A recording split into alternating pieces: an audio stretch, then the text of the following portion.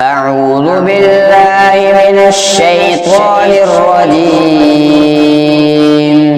بسم الله الرحمن الرحيم.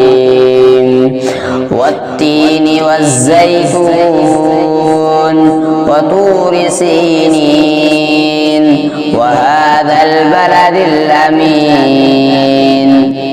لقد خلقنا الإنسان في أحسن تقويم ثم رددناه أسفل سافلين إلا الذين آمنوا وعملوا الصالحات فلهم أجر غير ممنون.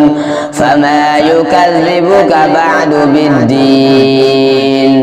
أليس الله بأحكم الحاكمين؟